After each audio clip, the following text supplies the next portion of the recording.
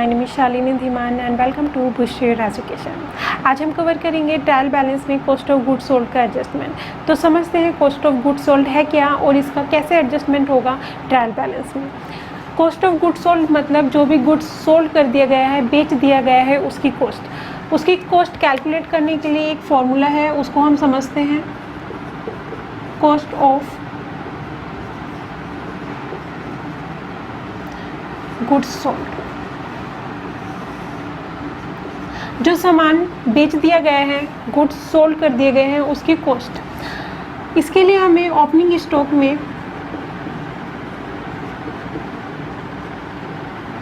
Add करना पड़ेगा purchase को।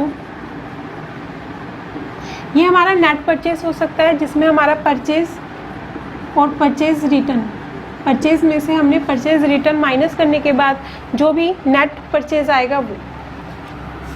अब इसमें हम जितने भी डायरेक्ट एक्सपेंसेस हैं वो ऐड कर देंगे एंड लेस कर देंगे क्लोजिंग स्टॉक।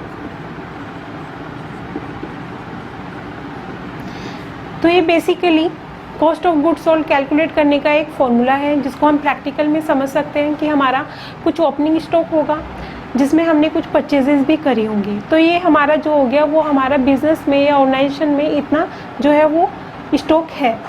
अब उसके साथ साथ हमारे कुछ डायरेक्ट एक्सपेंसेस हुए होंगे, डायरेक्ट एक्सपेंसेस जो कि उसी प्रोडक्ट से रिलेटेड होंगे, जो भी गुड्स है उसी से रिलेटेड होंगे। इनडायरेक्ट एक्सपेंसेस नहीं है, यहाँ पे सिर्फ डायरेक्ट एक्सपेंसेस हैं जो कि मैन्युफैक्चरिंग से रिलेटेड या परचेज से रिलेटेड, जो भी हमारे उस गुड्स से रिलेटेड जितने भी एक्सपेंसेस हैं, डायरेक्ट उस गुड्स से रिलेटेड एक्सपेंसेस हम जब उसको ऐड कर देंगे तो हमें पता चल जाएगा कि हमारा जितना भी जो भी हमारे गुड्स हैं उसकी हमारी कॉस्ट क्या है। बट यहाँ पे हमने कहा है कि कितना जो है सोल्ड कर दिया, जितना भी हमने बेच दिया है उसकी कॉस्ट कैसे कैलकुलेट करेंगे। तो रिमेनिंग जितना भी हमारे पास क्लोजिंग स्टॉक बचा है अगर हम उसको डिडक्ट कर दें तो हमें पता चल जाएगा कि जितना भी हमारी कॉस्ट है, जो हमने गुड्स सोल्ड कर दिया गया है या कर दिया है, तो उसकी हमारी कॉस्ट आ जाएगी, कॉस्ट ऑफ गुड्स सोल्ड आ जाएगा। तो यहाँ पे आप ध्यान रखिएगा कि कॉस्ट ऑफ गुड्स सोल्ड जब भी आपके ट्रायल बैलेंस में गिवन होगा तो आपको ट्रायल बैलेंस में गिवन होगा cost of goods sold, opening stock या क्लोजिंग स्टॉक। एक तरीके से ये हमारी जो है कॉस्ट ऑफ गुड्स सोल्ड में इंक्लूड है हमारा ओपनिंग स्टॉक, परचेज एंड हमने क्लोजिंग स्टॉक को माइनस कर दिया है। तो हमें यहाँ पे नोट करना होता है या ध्यान रखना पड़ता है कि हमें ओपनिंग स्टॉक को इंक्लूड करना है ट्रायल बैलेंस में या नहीं करना है, या क्लोजिंग स्टॉक को इंक्लूड करना है या नहीं करना। तो हम यहाँ पे अगर अच्छी तरह देखेंगे कि कॉस्ट ऑफ गुड्स सोल्ड अगर गिवन है ट्रायल बैलेंस में तो हम उसको डेबिट बैलेंस होगा। कॉस्ट ऑफ गुड्स सोल्ड का क्या होगा, डेबिट बैलेंस होगा।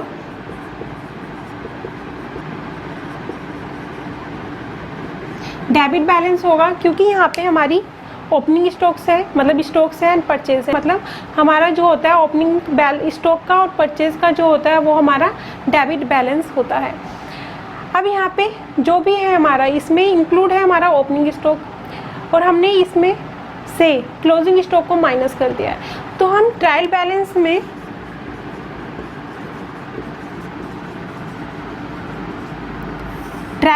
में ओपनिंग स्टॉक को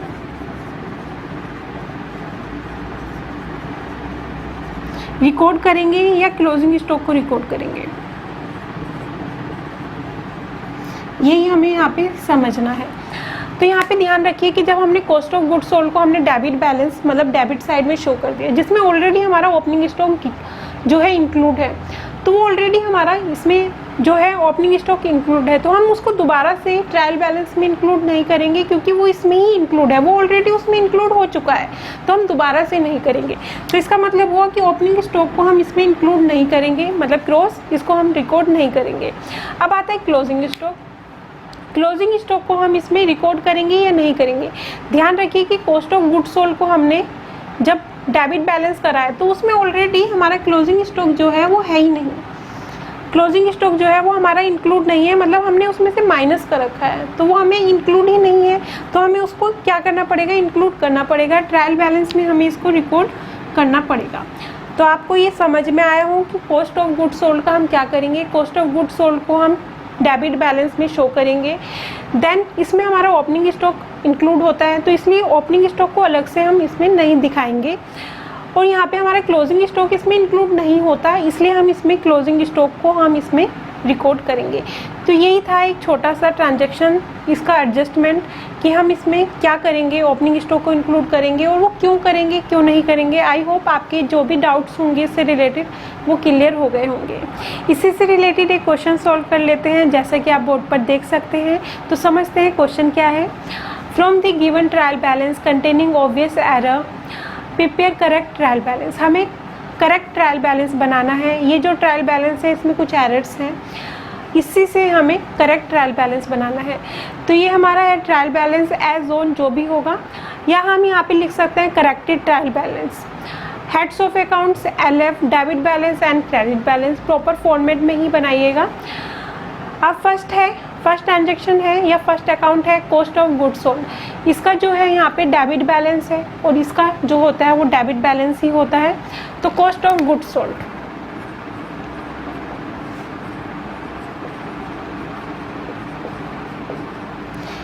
ये है 1,50,000 रुपीज़। नेक्स्ट है क्लोजिंग स्टॉक। क्लोजिंग स्टॉक हम इसमें इंक्लूड करेंगे या नहीं करेंगे वो हमें समझना है। क्लोजिंग स्टॉक जो होता है वो हमारा कॉस्ट ऑफ गुड्स सोल्ड में हमारा क्लोजिंग स्टॉक इंक्लूड नहीं है, जैसे कि अभी हमने समझा था।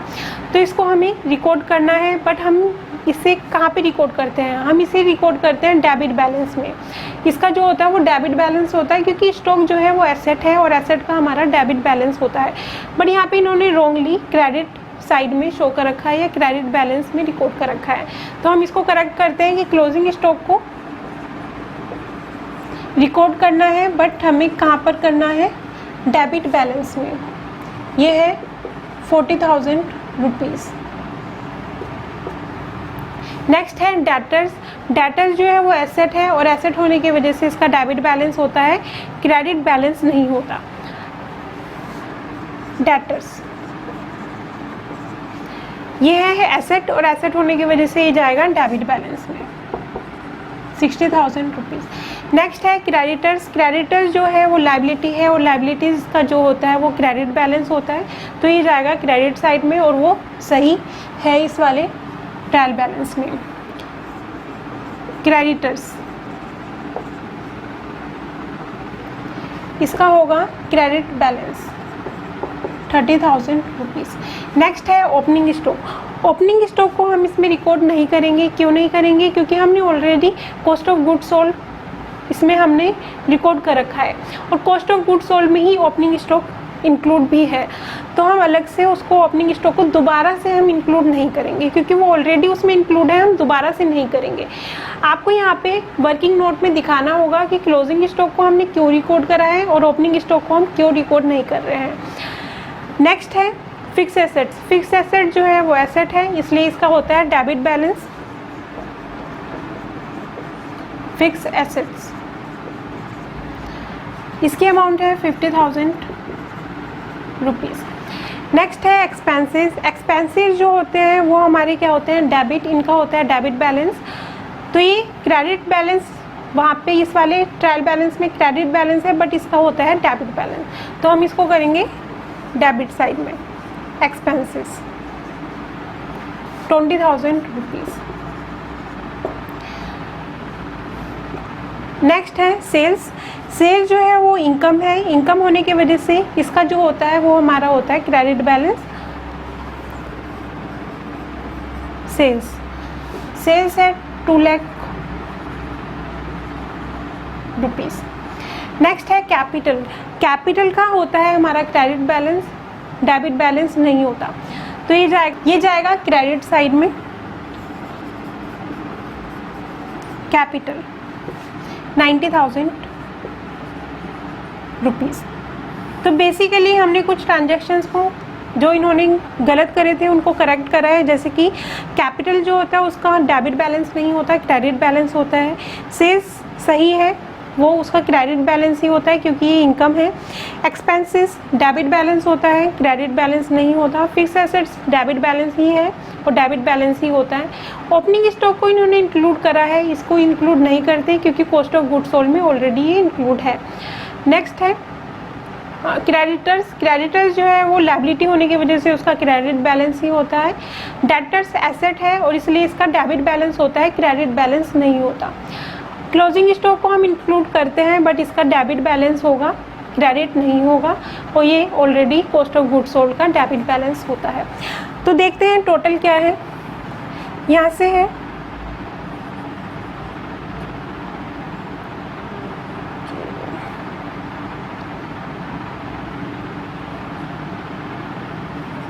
₹3,20,000। नेक्स्ट है यहाँ पर